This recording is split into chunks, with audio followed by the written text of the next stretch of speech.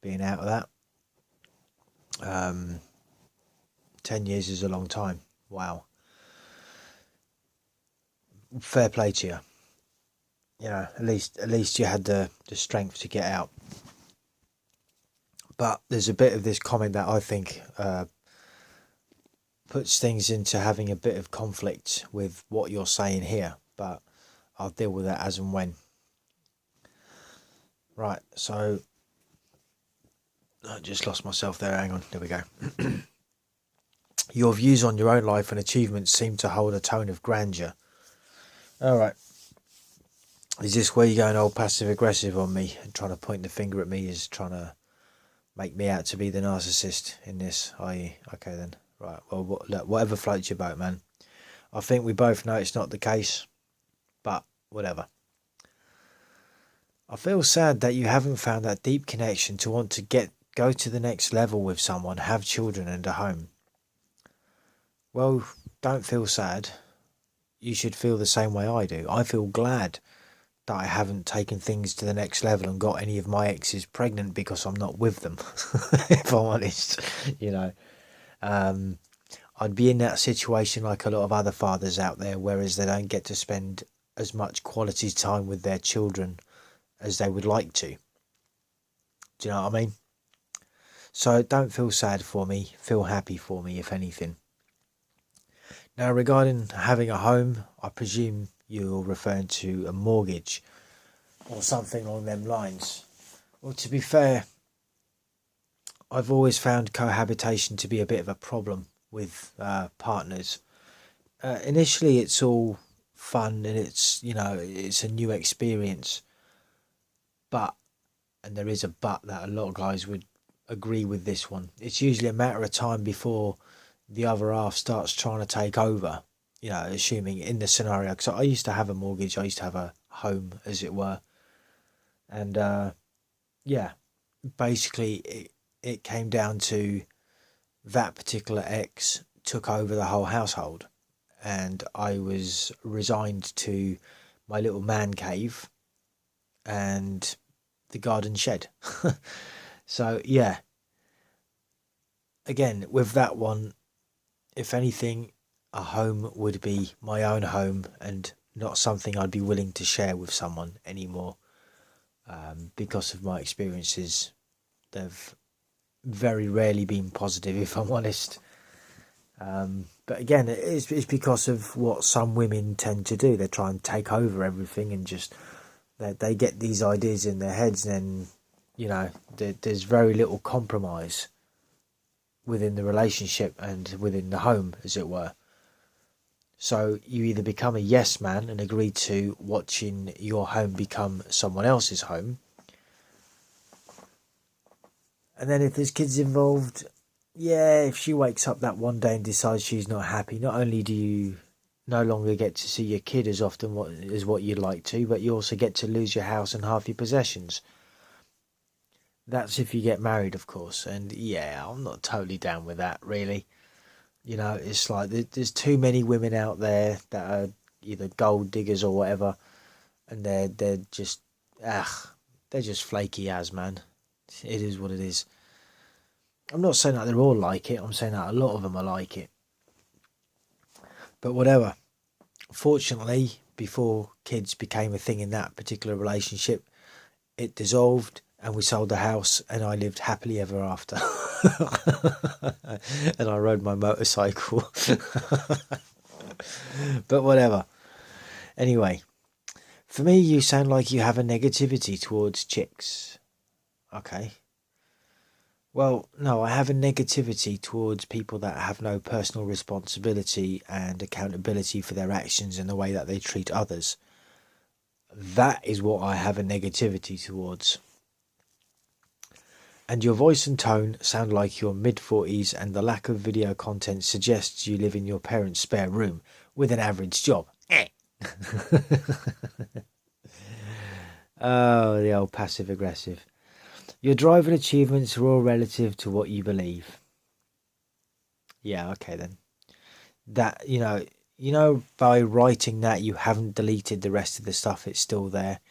That kind of passive-aggressive tactic doesn't quite work the same. it's kind of interesting. People give a lot out of themselves just by writing comments sometimes. Sometimes it's whether they're full of crap, or sometimes, I don't know, maybe you're hurting. Maybe someone hurt you recently and you're taking it out on me. Maybe that's what happened. Anyway, let's move on. We are humans. We desire an element of codependency. Couples do it all the time with red and blue jobs. Well, if you could elaborate on what you mean by that, especially the red and blue job part, I'd be amazed to know what you mean by that. Now, the problem that I have with that particular sentence is we are humans and we desire an element of codependency. But at the top of this message, you're telling me that you've been out of a toxic relationship for 3 years, you were in it for 10.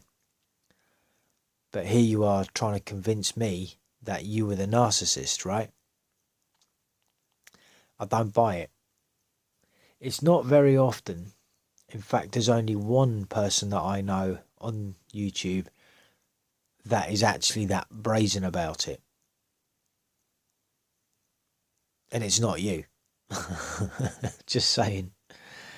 But yeah, I don't think for 1 minute that if you were in that relationship for 10 years, I don't think you were the narcissist.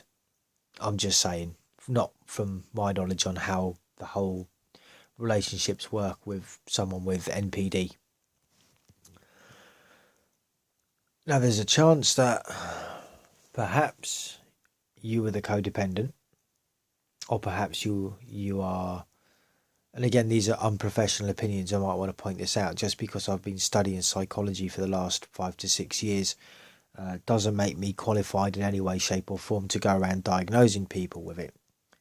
What I can do is talk about the topics in an unprofessional manner, because I'm not diagnosing anyone with these things. Anywho, seeing as everything in your world has a label, in my world, no, try in the world, and like I said in the comments, if people tick the boxes of the DSM for having certain traits, that would then technically categorize them as being NPD, BPD, histrionic, or whatever the case may be. With that, on a side note, I would actually strongly recommend reading the DSM-5 just for the sake of information purposes. It may help you if you have any issues of your own. It's not strictly limited to personality disorders. It also covers things like anxiety, depression, Tourette syndrome, and plenty of other stuff. It's not just limited to NPD and that kind of a thing. It's a very interesting read if you're into psychology and you're interested in how the mind works and everything else. Anyway, to move on with the next sort of question, how do you identify yourself? Well, if you'd have listened to the video, you'd have heard me say that I'm an empath. And it made sense when I first read about that, which was about 5 years ago. And whereas I was trying to figure out how come I ended up with the person that I ended up with, because I'm not a codependent. So, in terms of within relationships with people, I'm not codependent. So I didn't quite suss out how I ended up with them. And it turns out it's because empaths and people with narcissistic traits, at the very least, are attracted to one another. But again, don't assume that where I'm saying narcissistic traits or this, that and the other, I'm not necessarily saying that everyone with the traits is a narcissist. I'm just saying that they have the traits of. Right? There's a big difference. But sometimes people just want to hear what they want to hear, and they want to be offended for the sake of it because it adds a bit of histrionic value. That is a personality disorder, of course, to their own agenda. There's a lot of that.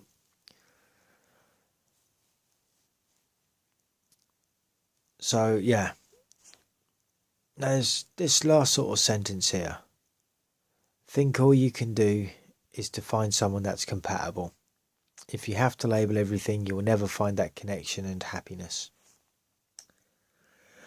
Well, that's an interesting one, because oftentimes, even though a relationship with someone with NPD is the fairy tale from hell, it does sort of make me question as to the relationship with someone with BPD that is somewhat more accountable and able to apologise for the part that they played in a given situation. But again, that is also going to be subjective to that individual, and whether they have it within themselves to be able to apologise and mean it sincerely. Right? There's a big difference between just apologising and apologising and meaning it. A lot of times people with NPD will just apologise for the sake of shutting the other person up, rather than actually meaning it and, making the actual effort to show that they are sorry. Now, needless to say, if there's someone like that I end up with, that they're not willing to accept the responsibility for the part that they played and apologise sincerely, then obviously, well, that's not going to work for me, obviously. So on that level, yeah, we would be incompatible. But if they were emotionally mature enough to be able to recognise the error of their ways and apologise, then it would be a different ball game. It's all about whether their ego wants to let them learn or not. Now, a lot of the time, people with NPD are just blatantly entitled, and they score very low on personal integrity, very low on respecting other people's boundaries and respecting other people for that matter. So it is kind of one of them. And lastly, regarding if you have to label everything, you will never find that connection and happiness. Well, you see, happiness is found from within, for starters, as I left that comment, because it is. If you've got two people that go into a relationship and they feel that the other person completes them, well, I'd say that there's a high probability that that relationship will fail, and that both parties will feel resentment towards the other, because the blame will be shifted onto the other person for, air quotes, not completing them. And it was their fault this and their fault that, and back and forth and back and forth. You could argue for another toxic relationship, in fact, thinking about it. But happiness has to be from within, and people have to be happy with themselves first. If they're not happy with themselves first, then it's pointless getting involved in any sort of relationship.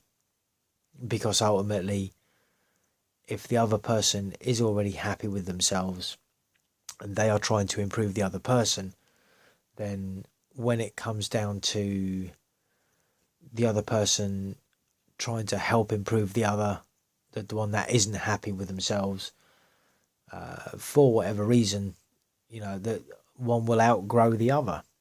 And then, of course, with that will come the end of the relationship. And again, there will be resentment, from the person that wasn't complete and happy within themselves towards the other. And that's before even getting into any abandonment issues or anything like that, which I might save for another time. But anyway, look, thank you very much for the comment. It's much appreciated. I hope you're feeling better for coming out of a toxic relationship. Like I said, I don't think for 1 second that you're the narcissist in that relationship. I don't think you were, if I'm honest. But that's just my unprofessional opinion, right? But whatever. So yeah, thanks for that. And I hope you have a speedy recovery, and I hope it doesn't screw with you emotionally and psychologically too much, which it may do, but I hope it doesn't. So thanks again. Any thoughts, comments and opinions, feel free to jot them down as always. To the next one, stay cool, stay free, and peace out.